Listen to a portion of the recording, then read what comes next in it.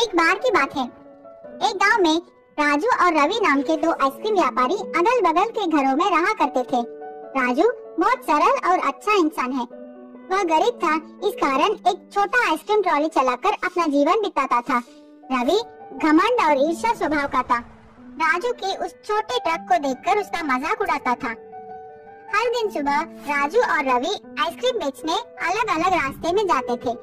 School का समय होते ही दोनों वहां पहुंचते थे। स्कूल के सारे बच्चे राजू के पास ही आकर आइसक्रीम खरीदते थे।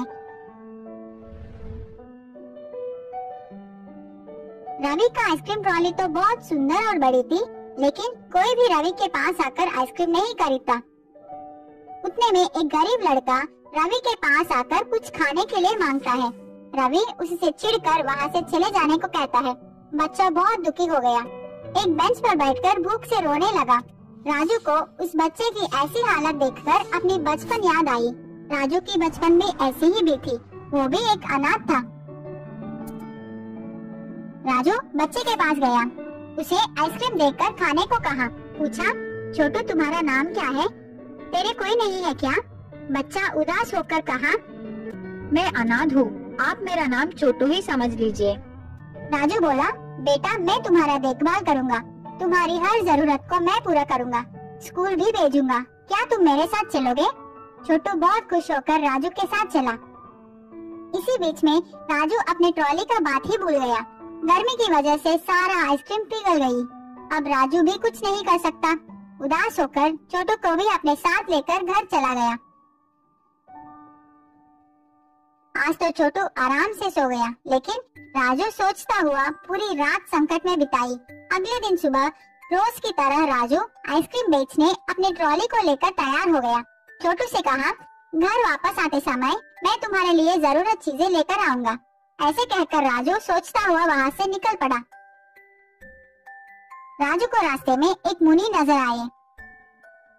राजू मुनि के पास जाकर प्रणाम किया। मुनि ने राजू से पूछा, क्या समस्या है? राजू बोला, मैं अपने इस छोटे गाड़ी से अब तक जीवन चला रहा हूँ, लेकिन अब तो मुझे एक बालक का भी ख्याल रखनी है। मुझे कुछ समझ में नहीं आ रहा है कि मैं उसके सारे जरूरतों को कैसे पूरे करूँ। आप ही इस समस्या का परिष्कार कीजिए। मुनि ने कहा, मैं सब समझ गया, मैं तुझे एक बड़ा जादुई आइसक्रीम ट्रॉली दे रहा हूँ, अब यही तुम्हारी समस्याओं को संभालेगी। राजू खुशी से मुनि को धन्यवाद करके उस ट्रॉली को लेकर चला गया।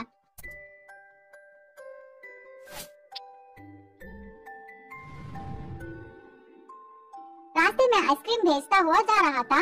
इतने में उसको शक लगा कि इतने सारे आइसक्रीम कहाँ से आ रहे हैं, मैं तो इतना नहीं लाया। वह डब्बे को खोलकर देखा तो राजू चौंक गया। उसको समझ आ गया कि ये सब मुनि की महिमा है। रोज की तरह राजू स्कूल के पास आ गया। रवि को राजू की इस नई ट्रॉली को देखकर जलन होने लगा। राजू को इस दिन अच्छा व्यापार हुआ, बहुत पैसे भी मिले। उन पैसों से राजू छोटू के लिए नए बैग, पुस्तक, कपड़े खरीदकर घर लौटा। छोटू बहुत खुश हो गया।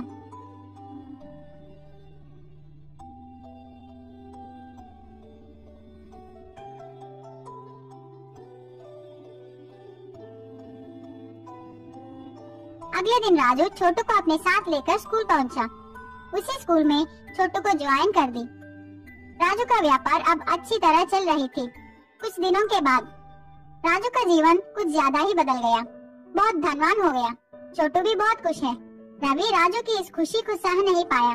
उसको लगा, क्या ये आदमी आइसक्रीम बेच के इतना ज्यादा कैसे कमा रहा है? जरूर इस ट्रॉली में कुछ तो गड़बड़ है। मैं आज रात ही इस बात को पता लगाऊंगा। रात का समय, सब लोग सोने के बाद रवि चुपके से राजू की आइसक्रीम ट्रॉली के पास आकर ट्रॉली के अंदर देखा।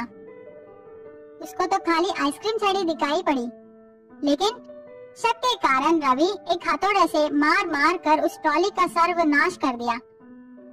रवि को लगा कि कोई जाग गया है, वह तुरंत वहाँ से भाग गया। अगले दिन सुबह उठकर घर से बाहर आकर देखा तो वह चौंक गया। उसकी ट्रॉली तो टूट गई थी। रवि राजू की ट्रॉली को देखा, वह तो ठीक है। रवि अपना सर पकड़कर रोने लगा। शेयर करें और हमारे चैनल को सब्सक्राइब करें। शुक्रिया।